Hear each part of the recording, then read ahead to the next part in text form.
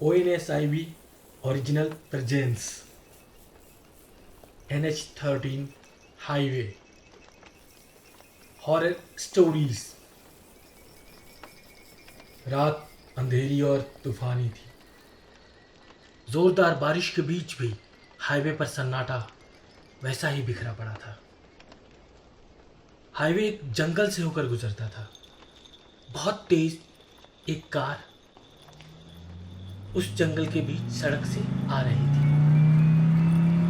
26 साल का एक लड़का किशन, शहर में उसकी इलेक्ट्रॉनिक्स की दुकान थी।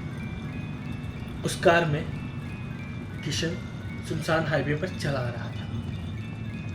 लंबी ड्राइव पर समय बिताने के लिए किशन को डरावनी कहानियां सुनना बहुत पसंद था। इसलिए उसने अपनी पसंदीदा ऑडियो स्टोरी हॉन्टेड कार चलाने का फैसला किया। उसे इस बात का अंदाजा नहीं था कि यह ऑडियो कहानी उसके द्वारा पहले कभी सुनी गई कहानियों से बहुत अधिक डरावनी होगी।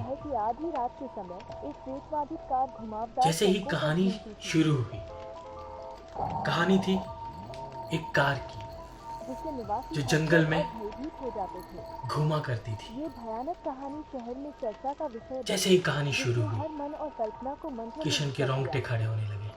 शिमला के मध्य में रवि नाम का उसने अपने अंदर एक बेचैनी महसूस की। पत्रकार रहता था।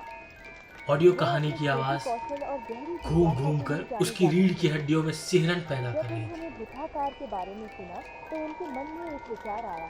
इस अलौकिक घटना का पता लगाने यह और कहानी अपने थी अनुभव को दुनिया के साथ एक पुराने साझा करने प्रेत की। बाधित कार की। रवि अपने भरोसेमंद रिकॉर्डर और कैमरे की लैस लेकर अपनी यात्रा पर निकल कहावतों पड़ा। के अनुसार उन्होंने यह कार वृद्धाकार राघव के की पीछे थी। की सच्चाई का कहा पता जाता लगाने है की उम्मीद लोगों में ने स्थानीय उसे लोगों का उसी कार में बंद कर साक्षात्कार जिंदा हुआ। जला दिया था।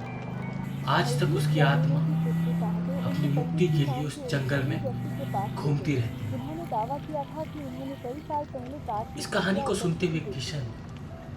अपनी पंडित जी गाड़ी के को अनुसार चलाना कार जारी कुख्यात रखा। तस्कर राघव की थी, कहानी जिसकी तीव्र हो पुलिस गई। पीछा करने के दौरान अचानक अचानक पूरी मृत्यु हो कार गई। में ऐसा अजीब सी माना जाता ठंडक था कि फैलने लगी राघव की बेचैन आत्मा और प्रतिशोध ऑडियो की तलाश कहानी में कार को मानो परेशान करती जीवंत थी। हो उठी।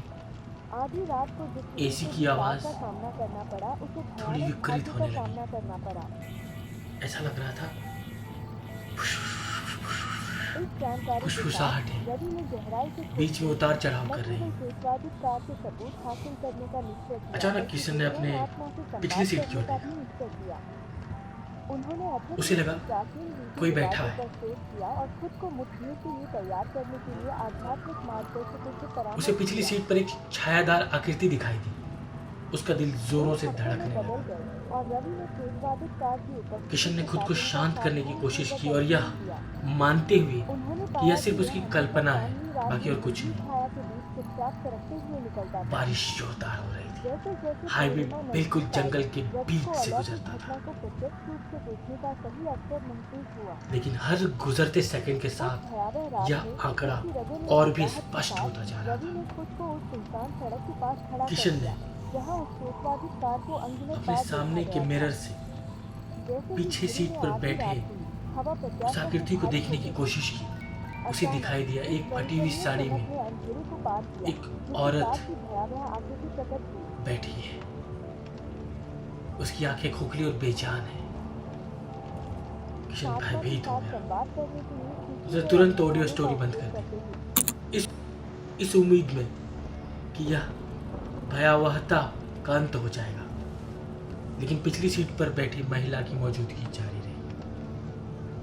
वह उससे निकलने वाली बर्फीली ठंड को महसूस कर सकता था। वह पिछली सीट पर बैठी औरत किशन को चुपचाप देख रही थी। उसकी निगाहों में दर्द और दुख था। उस जंगल से निकलने की बेताब कोशिश में किशन ने एक्सीलेटर को जोर से दबाया और कार को सुनसान मार्ग से तेजी से दौड़ाता हुआ जंगल से बाहर निकलने की कोशिश करने लगा। हालांकि चाहे वह कितनी भी तेज चला हो, भूतिया महिला बनी रही। उसकी इस उपस्थिति वह हर क्षण महसूस कर सकता था। जैसे जैसे रात होती गई, किशन का डर थकावट में बदलता गया। उसकी पलकें भारी होने लगी। वह गहरी नींद में डूबने लगा। लेकिन जैसे ही वह बेहोश होने वाला था, अचानक टायरों की आवाज तेज हो गई। उसकी नींद खुली। चौंक कर किशन ने तुरंत ध्यान केंद्रित किया और महसूस किया कि वह एक ट्रक से टकराने वाला था। बिजली की तेजी से प्रतिक्रिया करते हुए वह टकराव से बाल बाल बच गया। आश्चर्यचकित होकर उसने पीछे की ओर देखा। वह औरत वहां नहीं थी। राहत और घबराहट दोनों महसूस करते हुए किशन ने अपनी यात्रा जारी रखी और वह जंगल से निकल गया। उसकी नींद मानो पूरी तरह आंखों से उड़ चुकी थी। उसने हॉन्टेड कार की कहानी फिर से शुरू की। कहानी का शेष हिस्सा कार के स्पीकर के मध्य शांति से चलता जा रहा था, जैसे कि कुछ परेशान करने वाली बात हुई ही नहीं। किशन अपने मंजिल तक पहुंच गया। एक उज्जवल और हलचल भरा शहर। अब उसे किसी प्रकार का डर नहीं था। उसने अपने कार पार्क की, एक गहरी सांस ली और सुबह की सूरज की गर्माहट में बाहर निकल गया। अच्छी डरावनी कहानी की शक्ति को कभी कम ना आके, खासकर हिंदी में जब कहानी हो। उस दिन के बाद किशन उस अंधेरे राजमार्ग पर कभी नहीं गया।